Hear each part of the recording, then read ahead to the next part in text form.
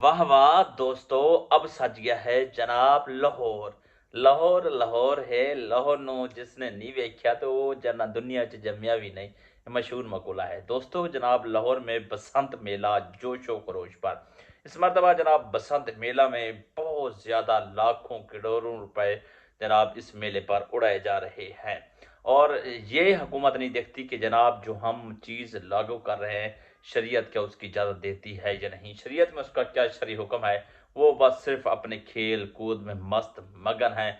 और पूरे शहरी लाहौरी और इस पर जनाब जो है ना पूरे स्कूल इदारों में छुट्टियां, हर जगह छुट्टियां जी मनाया जा रहा है मेला है बसंत। वाह वाह क्या मेला है बसंत।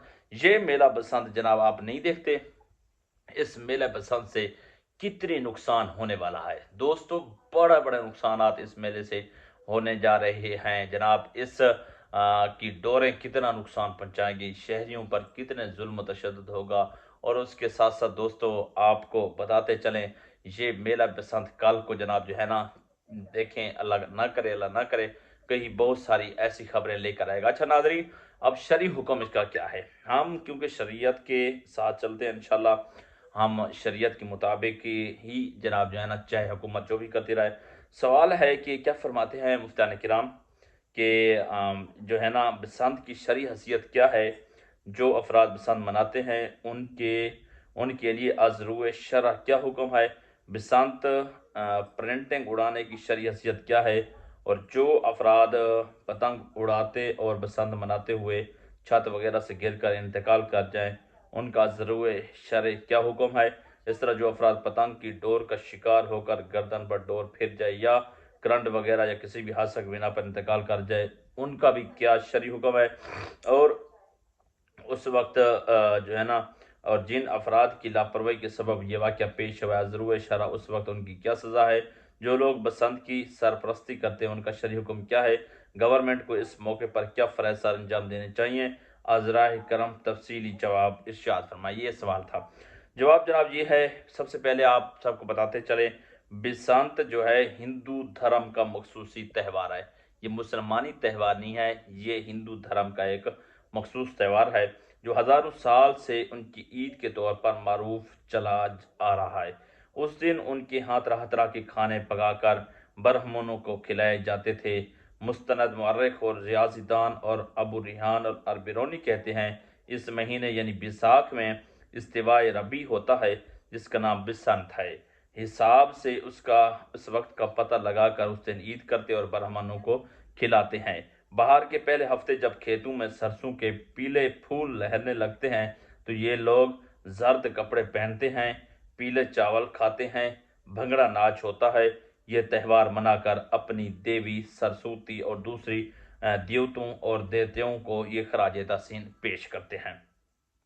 पहले पहल तो ये त्यौहार गैर अहम और कम मकबूल रबा और इसी तरह से पंजाब, उत्तर प्रदेश और मदारिश के चंद गरीब हिंदू मनाते थे। लेकिन जो है ना औरंगजेब ने जनाब औरंगजेब आलमगीर के दौर में एक अजीब वाक़या पेश आया जिसके बाद यह त्यौहार आम होता गया। औरंगजेब के दौर में हकीकत राय नामी एक हिंदू लड़के ने रसूल पाक सल्लल्लाहु अलैहि वसल्लम की ज़ात पर रकीक हमला किया जिससे पर उसे गिरफ्तार किया गया तो काजी ने जुर्म साबित होने पर सजाए मौत सुना दी। हकीकत राय फांसी पाकीज़ा पाकर हिंदुओं का मजहबी हीरो बन गया और हिंदू इस गुस्ताख रसूल को खराज अकीदत पेश करने चाहते थे मगर इस्लामी हुकूमत में खुल कर ऐसा करना उनके लिए नामुमकिन था। तो लिहाजा उन्होंने ये तदबीर की कि उनकी समाधि पर बसंत का मेला मनाना शुरू कर दिया और पहली पतंग भी उनकी समाधि पर उड़ाई गई।